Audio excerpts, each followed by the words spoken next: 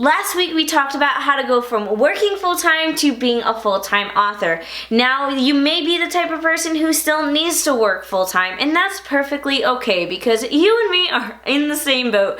Now with that said, we have to figure out how to fit writing into our crazy, hectic schedule of working 40 hours a week and probably doing a lot of other things as well.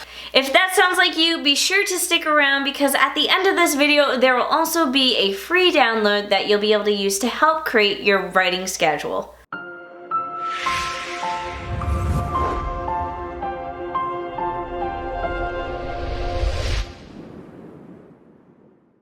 Hello everyone, my name is Lynn. I'm an author, book cover designer, and the creator of the Book Launch Planner. If you enjoy weekly videos on writing, publishing, and book marketing, be sure to hit that subscribe button. Today we're going to be talking about the few steps that you need to take to create your writing schedule, and then we're going to go ahead and sit down and create a schedule. And I'll also be showing you my personal writing schedule. So let's jump into it. So step one is to realize that not writing every day is okay. We all have hectic lifestyles, there's a ton going on, and it seems like these days people are busier than ever. With that said, it's perfectly okay not to write every day, and we all have different processes for writing. Some people like to write in short spurts, and some people like to write long spurts all day and do nothing else. Either way, find what works for you and find what works for your schedule. Step two is to get better at writing even when you have small amounts of time. When you're working full-time, one of the best things you can do is utilize your lunch break to actually sit down and write. Now, it doesn't matter if you have a half-hour lunch break or an hour lunch break, but either way, that is plenty of time to get your laptop out or your notebook out and get some words down. The biggest thing is just to train yourself to jump straight into your story. I gave myself the excuse for a long time that if I didn't have at least an hour, I didn't have time to write. And that's untrue. I've learned that if you have at least 15 minutes, that's plenty of time to write. Step three is to make sure that when you decide you need to work on something, you're actually working. By this, I mean don't get distracted. If you're like me, you'll do basically anything to avoid the act of writing. I don't know why, but there's something about writing that intimidates me. When I actually sit down and do it, I love it, but when I think about doing it, I hate it. It's just how I am. But what you need to do is when you decide it's time to write, you need to turn off your social media, put your phone as far away as possible, turn off the internet on your laptop, do whatever you can to avoid distractions. If you'd like some tips on avoiding distractions and how to really stop yourself from getting distracted, check out this video. It will be linked down below as well as up in the cards. It's all about productivity apps to keep you focused while you're writing. The final step is step four, and that is to create a schedule and to stick with it. So we can all sit down and create a schedule. That's all fine and dandy, but if you don't stick to it, it won't matter. One thing I like to do is that I create a schedule template in Google Sheets, and then every week I look at that template and I take my physical planner and I write down my schedule in my physical planner because the template is, again, just a template. I have times that I prefer to do things, but stuff pops up in life and we have to tweak things, but I always look back at my template because my template is my ideal week. So that is what we are going into next, and that is creating our ideal week. So the first thing we have to do is, of course, figure out what things we can't work around, and work is one of them.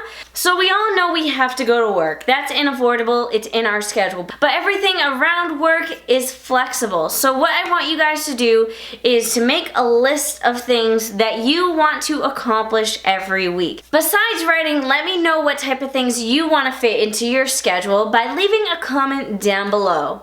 I have a goal to go to the gym at least 4 times a week. And I also have a goal to work on my book covers for clients at least twice a week. I want to have a day where I can focus on book marketing, and I also want to have a day where I can focus on business admin stuff, and that means emails and anything else that pops up. I also basically need a whole afternoon to do YouTube stuff because YouTube can be very time consuming. And then I also have a few hours where I want to sit down and schedule out all my social media posts for the week.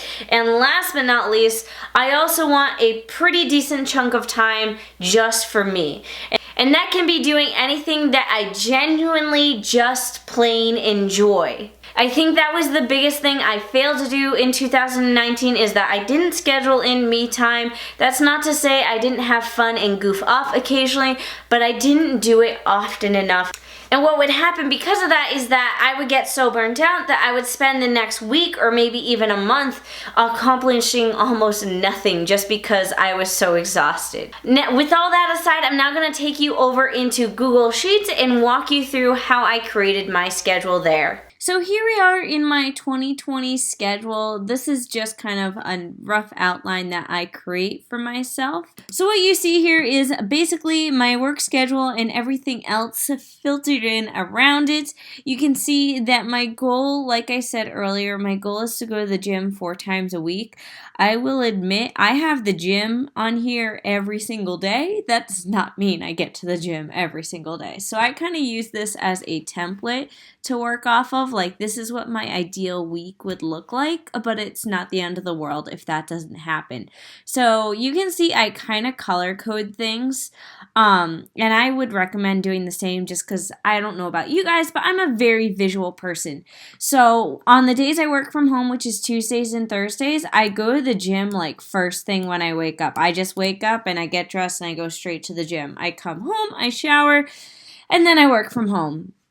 And then no matter whether I work from home or I actually physically go to work, I try to do some sort of writing during my lunch break. So that could be reading my work, actually writing, maybe doing some brainstorming. My favorite during work is just brainstorming, especially with the stage I'm at right now. There's been a lot of brainstorming to figure out how to write certain scenes just because it's starting to get very technical.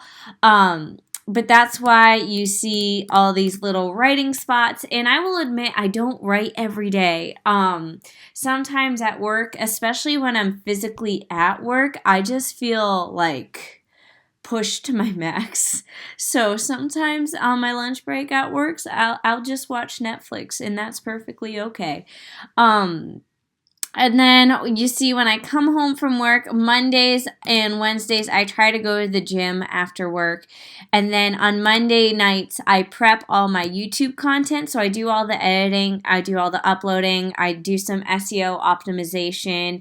I do a lot of stuff for YouTube. And sometimes that means I have to stay up, which is a bummer, but usually Monday is the only day where I have a really hard time getting through my to-do list just because it takes me so long to go through all my YouTube stuff when I upload my videos. And then Tuesdays, I work from home, so I have no commute, which is awesome. These little blank spots here are what I would call my commute. So on Tuesdays, I like to do some cover design and then try to do some cleaning, whether that be laundry, dishes, whatever.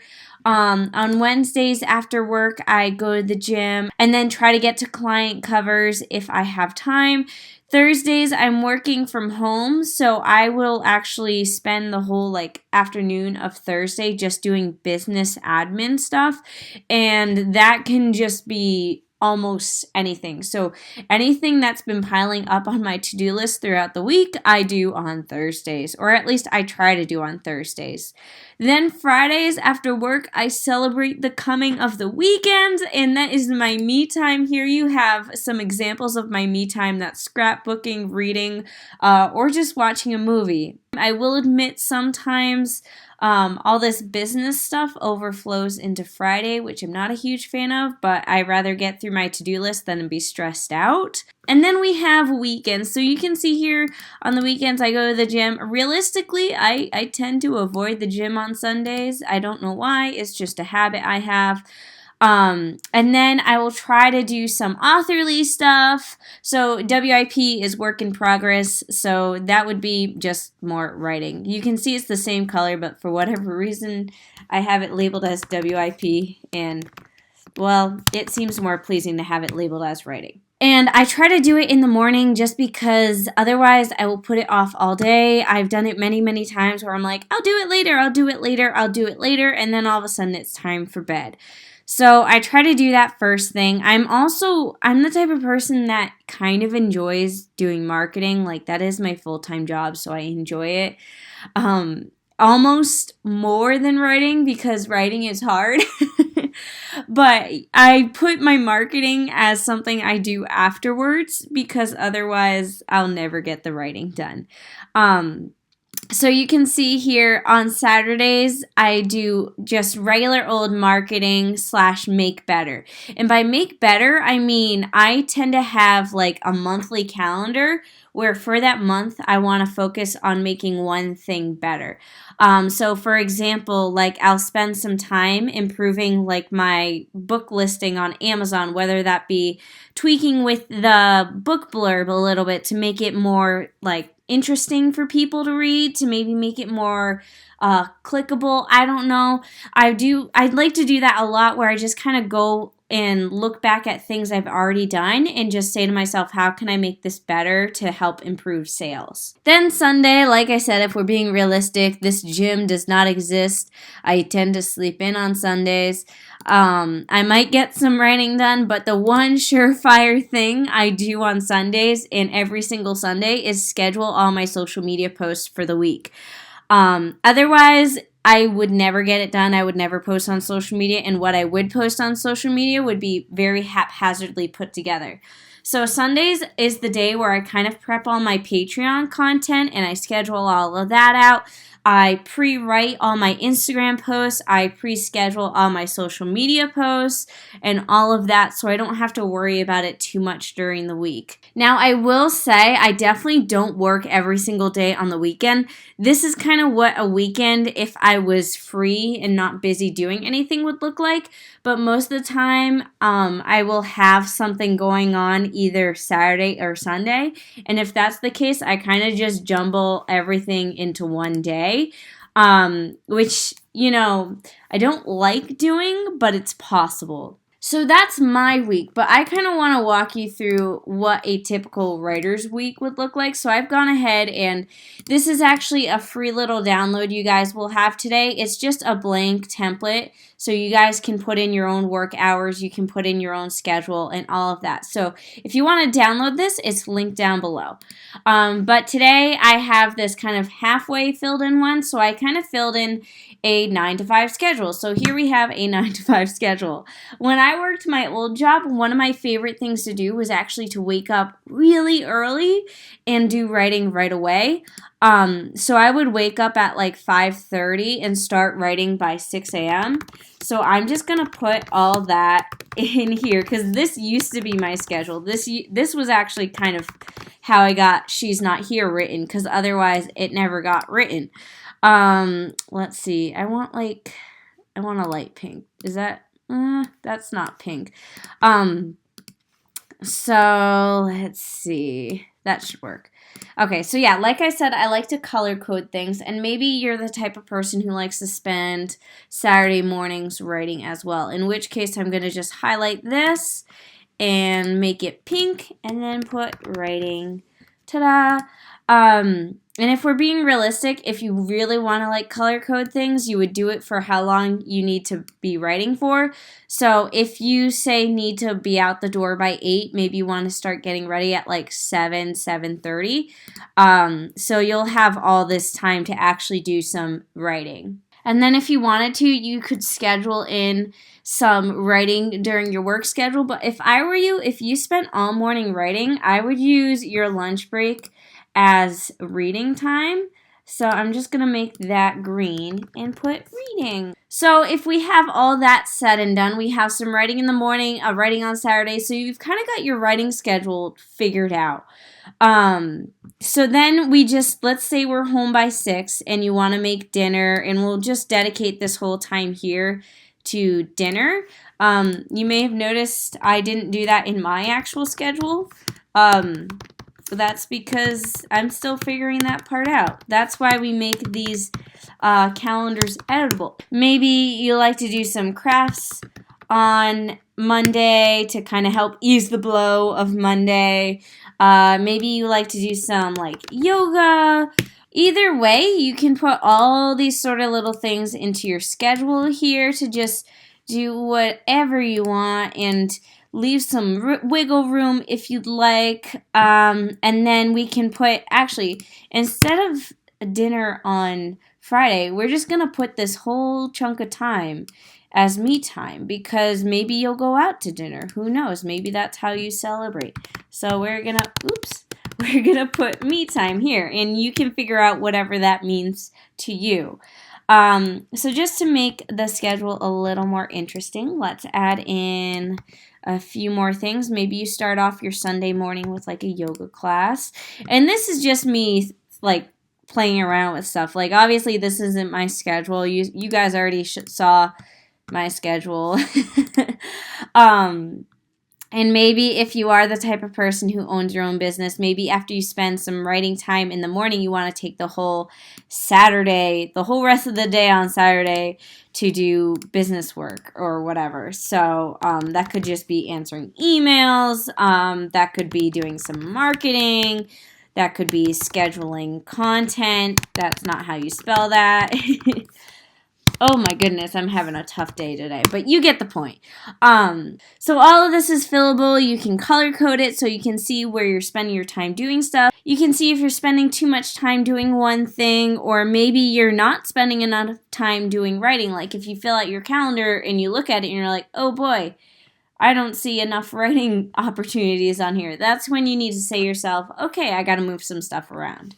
I hope you found that walkthrough helpful. If you want to download your own Google Sheet template, just visit the link below and you can do that. When you download the template, you'll be subscribed to my newsletter, and when you subscribe, you get access to my whole resource library, which is full of templates, printables, and even webinar replays. This is also my favorite part of my videos, where I shout out to my patron of the week. This week it is my dear friend Brittany Wang. Brittany is currently working on her young adult fairy fantasy on Wings of Ash and Dust. It's about 5 diverse and misfit fairies that represent their clans in competition for the ultimate rule, but end up having to save their world from much more than just a threat of war. This year, Brittany also has the goal of either to publish the book traditionally by securing an agent, or she might even go into the realm of self-publishing. If you'd like to check out her book, or even Brittany, she's also on YouTube. You will find her info down below if you'd like to subscribe.